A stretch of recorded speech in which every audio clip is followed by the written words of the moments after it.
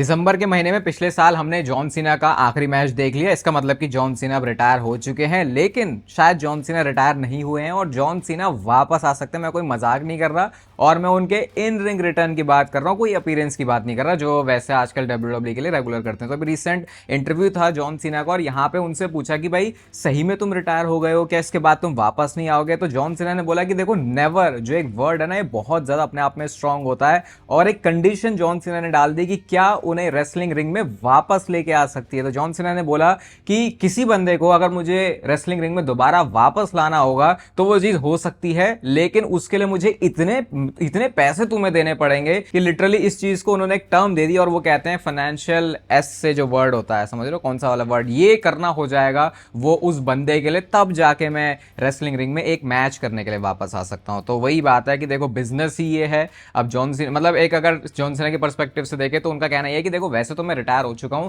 लेकिन अगर मुझे सही में वापस लाना है तुम्हें तो बहुत मोटे पैसे देने पड़ेंगे। तो क्या किसी पॉइंट पर जाके कोई ऐसा बंदा हो सकता है जो जॉन सीना को इतने मोटे पैसे दे दे? वो कह रहे एक फ्यूचर की बात है, लेकिन वैसे जॉन सीना ने बोला कि रिटायर हो चुके हैं, लेकिन अगर बहुत तगड़े पैसे मुझे मिल गए, और तगड़े पैसों से तो भाई मुझे फिर सऊदी अरेबिया दिमाग में आता है। उन्होंने ऑलरेडी बता दिया सऊदी वालों को क्या कि भाई देखो, अगर तुम मुझे कभी एक लाना चाहते हो वापस किसी एक शो के लिए तो ये चीज़ तुम्हें करनी पड़ेगी। पर्सनली मैं क्या ये देखना चाहता हूँ, यानी अभी मैं वो डिसीजन नहीं बना पा रहा, क्योंकि वो जो मेमोरी है जॉन सीना के रिटायर होने वाली, वो आई थिंक दिमाग में भी ताज़ा है। तो मे भी आने वाले कुछ साल बाद फिर जब हमको इतना फर्क नहीं पड़ेगा उस मोमेंट के बारे में, तो शायद हम जो सारे फैंस हैं वो खुद भी पलटी मार सकते हैं, बिल्कुल जॉन सीना की तरह। और वेलकम है आपका वॉइस ऑफ रेसलिंग के एपिसोड नंबर 910 में। और सबसे पहले यहाँ पे भी जॉन सीना से स्टार्ट करते हैं, और क्योंकि हमारी जो चैनल पे मेजोरिटी में ऑडियंस है वो मेल ऑडियंस है, तो भाई ये चीज़ आपको पक्का सुननी चाहिए। तो जॉन सीना ने अपने हेयर ट्रांसप्लांट के बारे में बात करी, अपने हेयर लॉस के बारे में बात करी, वो जो उनका क्राउन एरिया दिखने लग गया था। भाई सोचो, हम लौंडे लोग कई बार ऐसे हो जाते हैं यार कि हम तो मर्द हैं, हमें ऐसा दिखना चाहिए, ये होना चाहिए,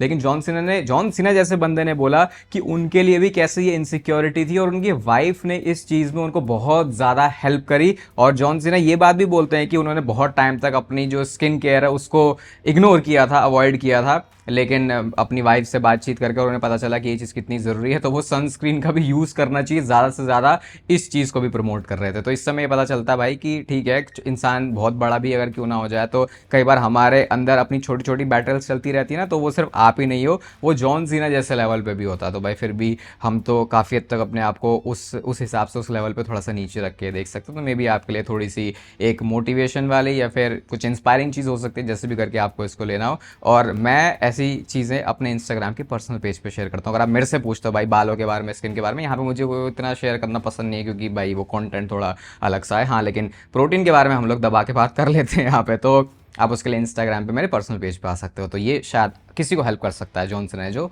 अपनी बात शेयर करी। लेकिन अब बात करते हैं एक बावरे आदमी के बारे में। और भाई जे ऊसो तो सही में पता नहीं क्या हो गया है जे ऊसो को। आज तो भाई एक स्टोरी नहीं है, आज मैं उनकी तीन स्टोरीज आपको बताऊंगा। एक स्टोरी आती है उनकी जहां पे वो लिखते हैं कि I am your favourite wrestler, और ये थोड़ी जे ऊसो की भाषा बोलना और लिखना थोड़ा सा अलग होता है। तो वो क्या कहना चाह रहे हैं कि मैं तुम्हारा फेवरेट रेसलर हूँ, तो ये बात खुद आप मतलब अब मैं क्या बोलूँ इसके बारे में, मुझे बोलना नहीं चाहिए। उसके बाद कहते हैं जस्ट कॉल मी किंग ऊस, ये करके भी फिर जे ऊसो ने यहाँ पे लिखा है, वो king of the ring tournament की बात कर रहे हैं। और उसके बाद लिखते हैं कि if I win you all right. समझ रहे हो इसका मतलब कि जॉन सीना जे ऊसो ये कहना चाह रहा है, अगर मैं जीत गया भाई फिर तो दंगे होने वाले हैं। तो ये भाई रोमन रेंस को सीरियसली जाके कुछ समझाने की जरूरत है जे ऊसो को। पता नहीं बंदा नशे में या पता नहीं क्या क्या स्टोरीज डालता रहता है, जो कि शायद उनके खुद के ऑन स्क्रीन कैरेक्टर को भी जो है थोड़ा सा अफेक्ट कर सकती है। देखते हैं ये स्टोरीज कब तक चलती है। वैसे अगर बात करने के बारे में बात की जाए तो हम लोगों के लिए तो सही है भाई, हम तो तमाशा देखेंगे, लेकिन शायद जे ऊसो के लिए खुद के लिए आने वाले टाइम में ये चीज़ सही नहीं होने वाली है। अब फीफा वर्ल्ड कप के बारे में आपको हर जगह बातें सुनने को मिल जाएंगी। तो रे मिस्टीरियो ने कुछ कमेंट किया, आप बताना कि आप इस चीज़ से कितना अग्री करते हो। तो उन्होंने ये बोला कि रोमन रेंस और सेथ रॉलिंस जो हैं वो डब्ल्यूडब्ल्यू के रोनाल्डो और मेसी हैं। उन्होंने रोनाल्डो और मेसी के बारे में जैसे बातें होती हैं फुटबॉल वर्ल्ड में, वैसे ही डब्ल्यूडब्ल्यू के वर्ल्ड में रोमन रेंस और सेथ रॉलिंस को बोला है। अब मैं इसके बारे में अपना कुछ ओपिनियन नहीं दूंगा, मैं चाहूंगा कि आप कुछ कमेंट सेक्शन में लिख के बताओ कि रे मिस्टीरियो की इस बात से आप कितना अग्री करते हो, और आप किसको स्टेटस देने वाले हो, रोनाल्डो का, और किसको स्टेटस देने वाले हो, मेसी का। मैं रोमन रेंस और सेथ रॉलिंस की बात कर रहा हूँ। डब्ल्यूडब्ल्यू में, प्रोफेशनल रेसलिंग के वर्ल्ड में हम लोग बहुत ज़्यादा बात करते हैं ना अनडिफीटेड स्ट्रीक के बारे में या फिर अनबीटन रिकॉर्ड के बारे में। तो भाई डैनहाउजन का भी इस समय एक रिकॉर्ड चल रहा है,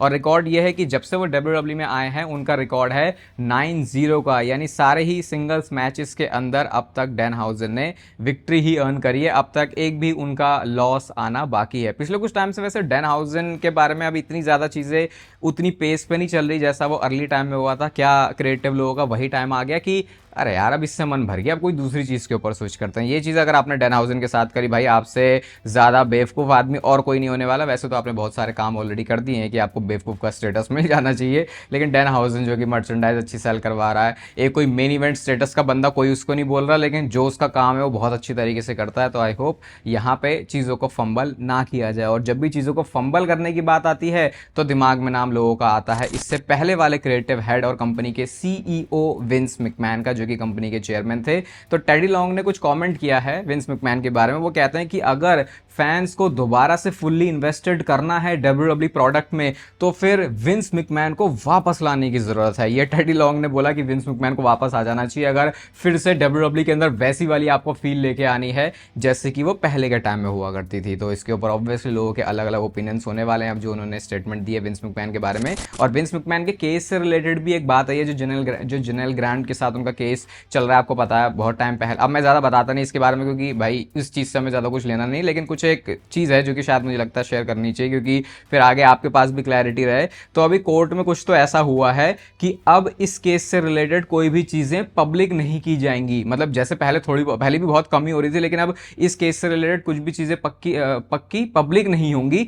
और अगर कुछ सेटलमेंट भी होता है, यानी जो दोनों पार्टीज है वो आपस में वो कर लेती हैं एडजस्ट, क्या बोलते हैं उसे, अपनी देसी लड़ाई की भाषा में बोले तो कॉम्प्रोमाइज कर लेती हैं, या अगर कोर्ट की भाषा में बोले तो सेटलमेंट कर लेती हैं, तो इसके बारे में भी पब्लिक फोरम में शायद चीज़ें कभी भी नहीं आने वाली। तो मतलब अगर केस सॉर्ट भी हो गया तो शायद हमें कभी पता ही नहीं चलेगा कि ये जो केस है विंस मैकमैन का वो क्लियर हो चुका है। लेकिन शायद इसके हिंट्स हमें मिल जाएंगे अगर विंस मैकमैन कोई अपना नया वेंचर स्टार्ट करते हैं, जो कि वो कर भी रहे थे, और अगर उसको हम थोड़ा तेजी पकड़ते हुए देखते हैं, क्योंकि इससे यही मतलब होगा कि ठीक है बाकी सारे लाइफ के जो भी फट्टे थे विंस मैकमैन के अब वो क्लियर हो चुके हैं और अब उनका फोकस जो है अपने बिजनेस के ऊपर है, जो कि फिर डोर्स ओपन करेगा उनका प्रोफेशनल रेसलिंग में दोबारा से आने के लिए, या फिर ये तो बहुत एक्सट्रीम हो जाएगा कि अगर वो डब्ल्यूडब्ल्यू कंपनी में वापस भी आ जाते हैं। यूएफसी का जो इवेंट होने वाला है व्हाइट हाउस से, भाई इसकी बहुत सही हाइप चल रही है और इसके बारे में डब्ल्यूडब्ल्यू से रिलेटेड भी एक अपडेट है। अपडेट ये है कि डब्ल्यूडब्ल्यू के भी बहुत सारे लोग बैक स्टेज होने वाले हैं, डब्ल्यूडब्ल्यू के बहुत सारे लोग भी इस इवेंट को अटेंड करने वाले हैं। और क्योंकि टीकेओ के अंदर जो है डब्ल्यूडब्ल्यू और यूएफसी दोनों आते हैं, तो ऑब्वियसली इसलिए भी यूएफसी और डब्ल्यूडब्ल्यू थोड़े से पहले से अब और करीब आ चुके हैं। तो देखते हैं इस इवेंट से हमको डब्ल्यूडब्ल्यू के रिगार्डिंग क्या चीज़ें पता चलती है। वैसे तो ये इवेंट भी अपने आप में बहुत ज़्यादा बड़ा होने वाला है, मतलब इसकी हाइप कुछ अलग ही हो रही है। कुछ तो मतलब मुझे लगता है कि ऐसे टाइप के मूव्स थोड़े डब्ल्यूडब्ल्यू वालों को भी करने चाहिए। लेकिन अगर अगर आपके दिमाग में ऐसा वाला है ना कि डब्ल्यूडब्ल्यू ज़्यादा बड़ी है फिर यूएफसी ज़्यादा बड़ी है, तो भाई अगर रेवेन्यू जनरेट करने के मामले में बोलो तो फिर यूएफसी डब्ल्यूडब्ल्यू से आगे है। परसेंटेज में आपको मैं बताऊं अगर यूएफसी 100% है तो उस हिसाब से 60-70 के आसपास डब्ल्यूडब्ल्यू आती है। और कभी कभी वो चेंज भी हो जाता है, जैसे रेसलमेनिया का पीरियड है तो डब्ल्यूडब्ल्यू थोड़ा क्लोज आ जाती है, लेकिन एवरेज अगर आप देखोगे तो यूएफसी ज़्यादा बेटर परफॉर्म करती है डब्ल्यूडब्ल्यू से। यहाँ पे रेवेन्यू की बात हो रही है, बाकी पब्लिक आई की बात करो तो फिर वो तो बहुत अलग अलग ही है। कई लोग खुद सुन के आपको लगेगा उन्होंने कभी यूएफसी का सुना ही नहीं है, उनको डब्ल्यूडब्ल्यू के बारे में ही पता है, और कई लोग डब्ल्यूडब्ल्यू का नाम सुन के बोलते हैं तू आज भी डब्ल्यूडब्ल्यू देखता है, जाके यूएफसी देख। तो वो तो खैर अपने आप में एक डिफरेंट ही सब्जेक्ट है। फिर दो रिटर्न्स की भी बात कर लेते हैं भाई, और इन रिटर्न्स का हम लोग बहुत टाइम से वेट कर रहे हैं, क्योंकि ये नाम है, एक तो रैंडी ओर्टन है जो रेसलमेनिया से ही गायब है, और दूसरा नाम ड्रू मैकिंटायर, जो कि इनको भी टाइम हो चुका है गायब हुए बहुत टाइम से, मतलब वही रेसलमेनिया के टाइम से भी गायब है। तो अब इनके बारे में रेसल वोट्स ने रिपोर्ट किया है कि समर स्लैम में इन दोनों सुपरस्टार्स का रोल होने वाला है, जिसका मतलब कि समर स्लैम से पहले पहले ये दोनों सुपरस्टार्स वापस आ जाएंगे। तो मतलब इनका भी मैच होने वाला है कार्ड पे, और ड्रू मैकिंटायर, रैंडी ओर्टन दोनों ही ऐसे सुपरस्टार हैं जिनको बहुत ज़्यादा डब्ल्यूडब्ल्यू को केयरफुल रहने की ज़रूरत है इन सुपरस्टार्स के लिए, क्योंकि यार ये आपके वो पके पकाए लोग हैं जिनको अगर आपने सही बुक कर दिया तो आपकी आधी से ज़्यादा प्रॉब्लम तो सॉल्व हो जाएगी। स्पेशली मैं बोल रहा हूँ दोनों को स्मैकडाउन पे ही डाल दी और अच्छी स्टोरी दे दी तो ये ही दोनों लोग मिलके स्मैकडाउन को कैरी कर लेंगे, क्योंकि आपको पता है रिसेंट टाइम में जो स्मैकडाउन के हालात है वो कैसे चल रहे हैं। और समर स्लैम की बात कर ही रहे हैं भाई, तो समर स्लैम का एक सिंगल्स मैच पिच किया गया है जो कि बहुत ज़्यादा चांस है कि समर स्लैम में होने वाला है, और ये मैच है Jade Cargill versus Charlotte fair के बीच में। इन दोनों के बीच में हमने थोड़ी सी स्टोरी भी देख ली है। चैंपियनशिप यहाँ पे शायद ऑन द लाइन ना हो, क्योंकि उसके लिए फिर किसी को टाइटल जीतना पड़ेगा, जो कि क्या पता जेड कारगिल भी हो सकती है समर स्लैम के टाइम तक, या फिर शार्लेट फेयर भी हो सकती है, डब्ल्यूडब्ल्यू घुमा तो इसको कैसे भी सकती है। लेकिन हाँ, इनका सिंगल्स मैच होगा। अब देखते हैं इसमें चैंपियनशिप ऑन द लाइन होती है या फिर नहीं। मेरे ख्याल से ना करें अभी तो सही है, क्योंकि फिर फ्यूचर के लिए आप इस मैच को और ओपन रखते हो कि अच्छा पहले हो गया था जेड कारगिल शार्लेट फेयर का मैच, अब इसमें चैंपियनशिप ऑन द लाइन होगी तो फिर ये मैच कैसा होगा। पिछले कुछ दिनों से सीएम पंक के बारे में बहुत अलग अलग तरीके की बातें आ रही हैं। कल मैंने आपको क्लियर करके बताया था कि भाई जो रूमर्स आ रहे हैं उसमें सच्चाई नहीं है, क्योंकि जो ज्यादा रिलायबल सोर्सेज है वो ये कह रहे हैं कि सीएम पंक वापस आ जाएंगे। अब डेट भी आ गई है हमारे सामने, और पॉसिबली वो 6 जुलाई का मंडे नाइट रॉ का एपिसोड है ऑल स्टेट अरीना शिकागो से जो होने वाला है, जब सीएम पंक डब्ल्यूडब्ल्यू कंपनी में वापस आ जाएंगे। क्योंकि डब्ल्यूडब्ल्यू समर स्लैम में फीचर करने वाली है सीएम पंक को, समर स्लैम बिना सीएम पंक के नहीं जाने वाली, और वैसे भी 2 नाइट्स का इवेंट है, तो डब्ल्यूडब्ल्यू को अपने सारे के सारे बड़े सुपरस्टार्स चाहिए। बाकी अगर आपको कुछ प्रिडिक्ट करना हो कि क्या हो सकता है सीएम पंक के लिए अपोनेंट एट समर स्लैम, तो वो आप कमेंट सेक्शन में बता सकते हो। वैसे डब्ल्यूडब्ल्यू ओरिजिनली प्लान कर रही थी CM Punk versus Cody Rhodes का मैच, लेकिन अब शायद उस चीज़ के होने की जो पॉसिबिलिटी है वो थोड़ी सी कम लगती, क्योंकि उसके लिए फिर एक दूसरा किंग ऑफ द रिंग वाला एंगल भी आ जाता है। तो देखते हैं वहां पे विनर कौन होता है। और किंग ऑफ द रिंग का इस बार का विनर भाई थोड़ा अनप्रिडिक्टेबल सा होने वाला है। जैसे कल स्मैकडाउन में एक देखने लायक चीज़ है जो कि फेटल 4 में मैच होने वाला है, Jey Uso versus LA Knight versus रॉय स्कीज वर्सेस फिन बैलर के बीच में। तो आपको क्या लगता है इस मैच में कौन जीतने वाला है? मैंने कहीं तो ट्विटर पे या इंस्टाग्राम पे देखा था कि किसी ने फिन बैलर की भी पूरी स्टोरी बताई थी कि अगर ये बंदा किंग ऑफ द रिंग जीत जाता है और उसके बाद समर स्लैम में मैच करता है और वहां पे टाइटल जीत जाता है, तो सोचो कैसे एक फुल सर्कल वाला मूवमेंट हो जाएगा।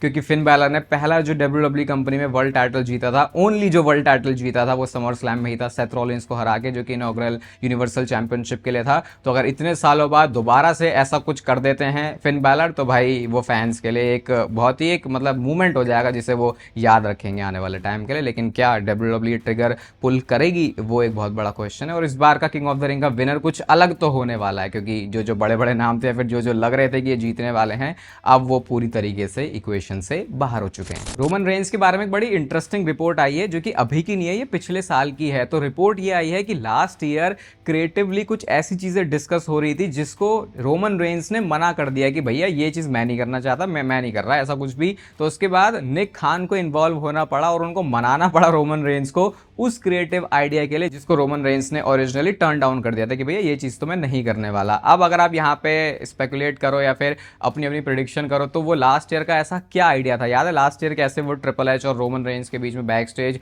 गड़बड़ी चल रही है, वो सारी चीजें आई थी। और आई थिंक वो चीज काफी हद तक सही भी थी, लेकिन कभी भी वो चीज इतनी ज्यादा हमें ऑन स्क्रीन देखने को इसलिए नहीं मिली क्योंकि बहुत ही प्रोफेशनल बिहेवियर है ऑब्वियसली रोमन रेंज का भी और ट्रिपल एच का भी। तो शायद इनके बीच में जो वो तनातनी थी वो कभी वैसे बाहर निकल के नहीं आई, लेकिन मुझे लगता है किसी उसी सब्जेक्ट से रिलेटेड है। और फिर निक खान को आना पड़ा, जो कि डब्ल्यूडब्ल्यू कंपनी के प्रेसिडेंट है, सीईओ हैं, तो फिर उनको आके फिर जो मामला है वो सेटल करना पड़ा। तो वो रिपोर्ट जो हमने सुनी थी कि गड़बड़ चल रही है डब्ल्यूडब्ल्यू के क्रिएटिव लोगो और रोमन रेंज के बीच में, फिर जैसे हमने सुना था कि टीक्यू के थ्रू रोमन रेंज को जाना पड़ा और उन्होंने फिर अपने हिसाब से चीज़ों को किया। तो मतलब हाँ, कई बार आपको मतलब इतना बड़ा आप स्टेटस रखते हो तो भाई आपके पास ये वाली पावर भी आ जाती है। अब आप किसी नए बंदे को बोलोगे जिसने ज़्यादा कुछ अभी डब्ल्यूडब्ल्यू में किया भी नहीं है, वो ऐसा करेगा, उसको बोलेंगे चल भाई अपना रास्ता ना फिर तू। अब लास्ट में जेकब फाटू की बात करते हैं, और भाई ये बहुत ही कंसर्निंग चीज़ है क्योंकि इस टाइम पर जेकब फाटू की स्टोरी बिल्कुल भी गड़बड़ नहीं होनी चाहिए। तो जेकब फाटू के बारे में रिपोर्ट यह है कि एक नहीं बल्कि दो इंजरी से इस समय सफर कर रहे हैं, कुछ प्रॉब्लम से सफर कर रहे हैं जेकब फाटू, जो कि उनके एंकल और उनके बैक दोनों में है।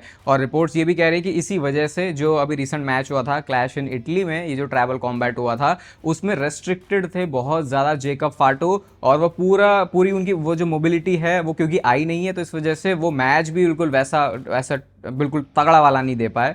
और हाँ, अगर आप देखोगे तो बैकलैश वाला मैच जो है थोड़ा बेटर फील हुआ था इस क्लैश इन इटली वाले मैच से। तो पता नहीं अब जेकब फाटो को क्या ये ऑफ रखने वाले हैं या फिर डब्ल्यूडब्ल्यू कैसे अब ये करने वाली है, क्योंकि भाई अगर जेकब फाटो को आप टेलीविजन से समय ऑफ करते हो तो भाई उनकी तो स्टोरी अभी बहुत तगड़ी चल रही है। तो मेरे ख्याल से थोड़ा लिमिटेड रह गया, अगर जेकब फाटो अपनी थोड़ी इंजरी से रिकवर कर लेंगे तो वो उनके लिए और डब्ल्यूडब्ल्यू दोनों के लिए एक अच्छी बात होगी। बाकी आप पर्सनल पेज हमारे इंस्टाग्राम पे आ सकते हो रोहित पंत, अगर आप खुद से रिलेटेड कुछ और मतलब जो भी मैं आप अपने एक्सपीरियंस शेयर करता हूँ शायद वो आपके काम आ सकते हैं। नेचुरल टीन का लिंक आपको मिलेगा डिस्क्रिप्शन में, R1 वाला कोड आप यूज करते हो तो आपको एक पैरा डिस्काउंट मिल जाता है। इस वीडियो को यहाँ तक देख रहे हो तो इसे लाइक कर दो, चैनल को सब्सक्राइब कर दो ऐसे डेली डब्ल्यूडब्ल्यू से रिलेटेड कंटेंट के लिए। बाकी तब तक फिर लेते रहो जिंदगी के मजे।